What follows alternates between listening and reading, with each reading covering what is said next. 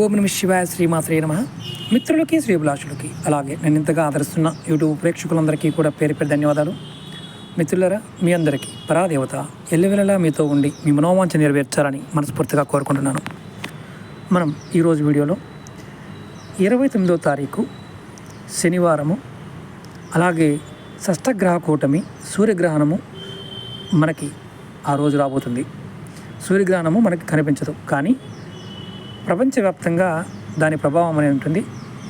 April నెల వరకు, అంటే 29 నుండి ఏప్రిల్ నెల పూర్తి అయ్యే వరకు కూడా దీని ప్రభావం అనేది అధికంగా ఉంటుంది. పోయినసారి ఇలాంటి గ్రహ కూటములు ఏర్పడినప్పుడే మనకి మహమ్మారి రావడం జరిగింది. ఆర్థిక మాంద్యము, ఆర్థికంగా నష్టపోవటము, ఇలాంటివన్నీ ఆ సమయంలోనే మనం చూడటం జరిగింది. ఇలాంటి సమస్యలు వచ్చినప్పుడు ఎలా బయటపడాలి, ఈ షష్టగ్రహ కూటమి సూర్యగ్రహణము అలాగే రాబోతున్న కాలం యొక్క తీవ్ర పరిణామాల నుంచి ఎలా బయటపడాలి అనే పాయింట్ ఆఫ్ వ్యూలో ఈ వీడియో మీకు చేస్తున్నాను. ప్రపంచవ్యాప్తంగా విపత్తులు అంటే ఆర్థికంగాను, మానసికంగాను, శారీరకంగా మనుషులు బాధపడతారు. జల ప్రళయాలు అంటే మనసుకు సంబంధించిన ఇబ్బందులు విపరీతంగా ఉంటాయి.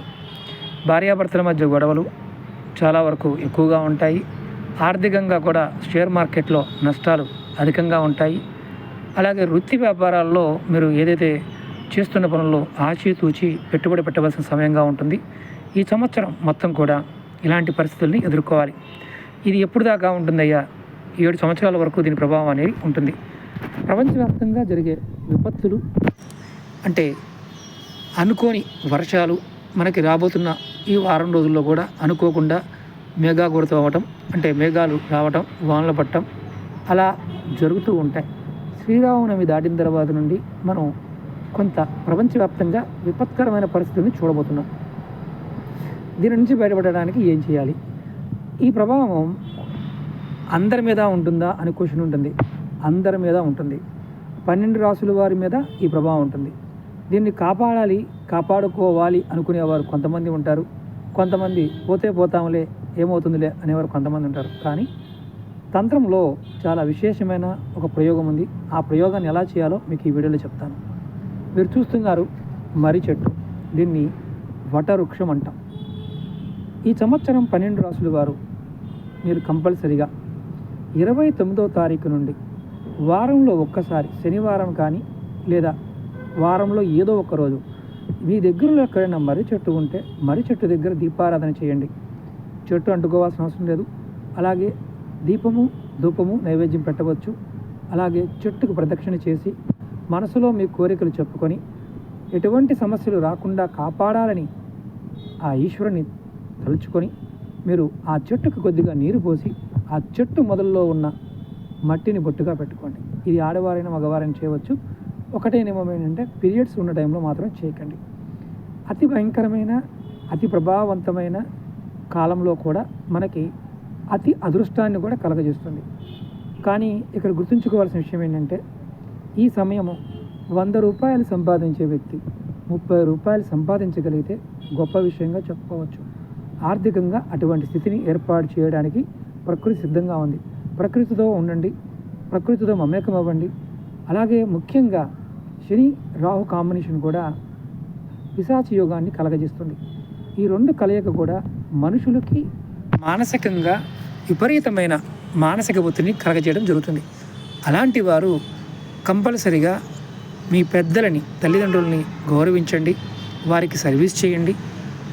మీరు అన్నదానం చేసిన పెద్దలకి, అలాగే పక్షులకి ఆహారం పెట్టినా, జంతువులకు ఆహారం పెట్టినా ఈశ్వరుడిని తలుచుకొని ఈ పని చేయండి. ఖచ్చితంగా మీకు ఆ లోపము, ఆ ఇంపాక్ట్, నెగిటివ్ ఇంపాక్ట్ అనేది తొలగిపోయి మీకు ఖచ్చితమైన మంచి ఫలితాలు కలుగుతాయి. 3వది, ఎవరైనా సరే వ్యగ్రతకు గురవుతున్నారు అంటే వారు కంపల్సరిగా ప్రతిరోజు కూడా మానసికమైన ఒత్తిడి కలుగుతుంది, అలాగే విపరీతమైన కోపం వస్తుంది అనేవారు ఖచ్చితంగా మీరు స్నానం చేసే నీటిలో కాస్త గంగాజలాన్ని, కొద్దిగా పాలను కలుపుకొని స్నానం చేయండి. ఈ షష్టగ్రహ కూటమి వల్ల కలిగే ఇబ్బందులు, మీకు మానసిక ఇబ్బందులు తొలుగుతాయి. 5వది, మీరు ఏది చేసినా ఏది చేయకపోయినా కంపల్సరిగా ప్రతిరోజు కూడా మీరు అవకాశం ఉన్నవారు ఆంజనేయ స్వామిని ఓం హం హనుమతే నమః లేదా ఓం నమో భగవతే వాసుదేవాయ నారాయణ మంత్రాన్ని, ఓం నమ శివాయ అని శివమంత్రాన్ని, ఓం శ్రీమాత్రే నమః అని అమ్మవారి మంత్రాన్ని, ఓం దుమ్ దుర్గాయ నమః అని దుర్గాదేవి మంత్రాన్ని, ఇలా మీరు ఏదో ఒక మంత్రాన్ని మనసులో మననం చేస్తూ ఉన్నా మీ మీద రాబోతున్న గ్రహ ప్రభావం అనేది కొంతవరకు తగ్గుతుంది. నెక్స్ట్ వీడియోలో మీరు ఇంకెన్ని పరిహారాలు చేసుకోవాలో తెలియచేస్తాను. అలాగే మీకు ఈ వీడియో నచ్చినట్లయితే లైక్ చేయండి, ఛానల్ని సబ్స్క్రైబ్ చేసుకోండి, పక్కనే ఉన్న గంట సింబల్ని యాక్టివేట్ చేసుకొని 10 మంది మిత్రులకి షేర్ చేయండి. ఈ షష్టగ్రహ కూటమి అనేది కొంత మానసిక ఇబ్బంది కలగచేయడంలో చాలా ప్రాముఖ్యత కలిగి ఉంది కాబట్టి జాగ్రత్త పడండి. అలాగే నీటి సంబంధమైన వ్యాధులు ఎక్కువగా వస్తాయి.